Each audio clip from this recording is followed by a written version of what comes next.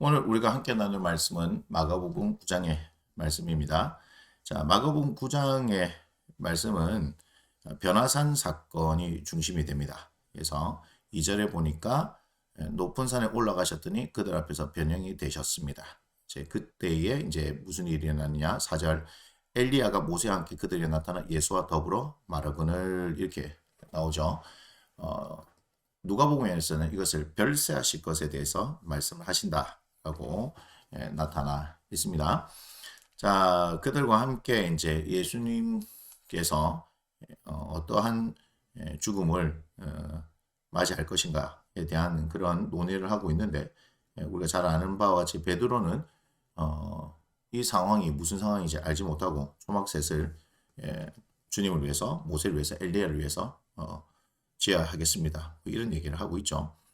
그런 가운데 산에서 내려보시면서 이 일에 대해서 얘기하지 마라 이렇게 말씀을 하고 내려오는 그런 장면이 나오는데 14절 이제 이에라는 말이 계속해서 연결되죠. 그들이 제들에게 와서 보니 큰 무리가 그들을 둘러싸고 서기관들이 그들과 더불어 변론하고 있더라. 그러니까 예수님께서 베드로, 야고보, 요한을 데리고 변화산에 올라간 사이에 이제 귀신 들린 아들 둔 아버지가 제자들에게 왔어요. 예수님께서 계시지 않는 그 상황 가운데 고쳐달라 했는데 고쳐주지 못하고 있죠. 그러니까 이제 서기관들이 이것을 통해서 이제 시비거리, 논쟁거리를 만들고 있는 거예요. 자, 그런 상황에서 이제 예수님께서 말씀하시죠. 19절에 믿음이 없는 세대여. 내가 얼마나 너희와 함께 있으며 얼마나 너희께 참으려 그를 내게로 데려오라. 이렇게 말씀하시는 장면이 나옵니다. 결국은 우리에게 무엇을 요구하시느냐? 믿음이 있어야 된다는 것을 말씀하신다는 것 잘 아셔야 되고요. 그래서 이제 22절 무엇을 하실 수 있거든 우리를 불쌍히 여기서 도와주옵소서 했을 때 예수님께서 할 수 있거든 무슨 말이냐? 믿는 자에게 능히 하지 못할 일이 없다 말씀하시고 24절 그 아이 아버지가 소리 지르되 내가 믿나이다 나의 믿음 없는 것을 도와달라 하는 이 장면을 보시면서 우리가 예수님을 믿는다 하면서도 실제 우리의 삶 가운데 우리는 과연 믿음이 있는가 하는 것을 잘 점검해 봐야 하고 이게 믿음이 없다라고 한다면 믿음이 있는 것처럼 그렇게 행하면서 살 것이 아니라 이 아이의 아버지처럼 믿음 없는 것을 도와달라고 기꺼이 구하는 그런 사람들이 되어야 할 것이다 라고 말씀을 드리겠습니다.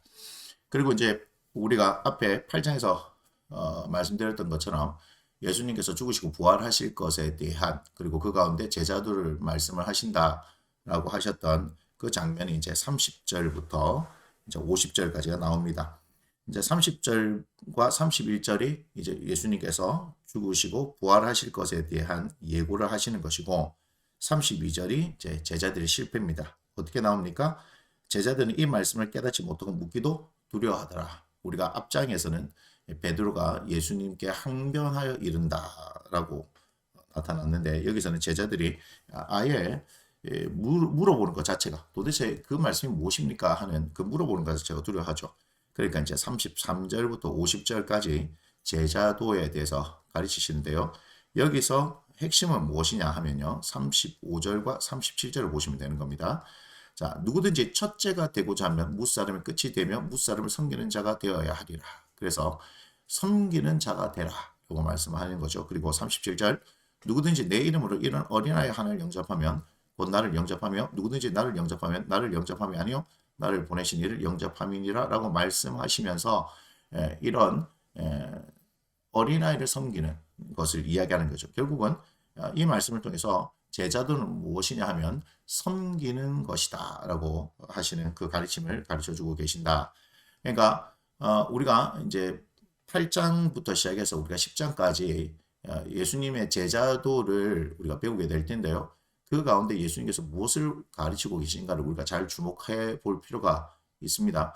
제자들은 그때 당시 예수님이 죽으시고 부활하시는 것에 대해서 두려워했었다라고 하면 그 가운데서 그것으로 해서 그들을 책망하시는 것을 끝내는 것이 아니라 진정으로 예수님을 따르는 사람은 어떻게 해야 하는가 하는 그런 가르침을 주셨다는 것을 우리가 기억하시면서 특별히 우리는 이제 8장, 9장, 10장을 보면서 예수님께서 가르쳐 주시는 제자도에 집중을 하고 그 가운데에서 우리가 우리에게 주시는 메시지를 듣고 그리고 그것을 묵상하면서 살아가는 하루가 되어야 될 줄 믿습니다. 마가복음 9장의 말씀은 여기에서 마치도록 하겠습니다.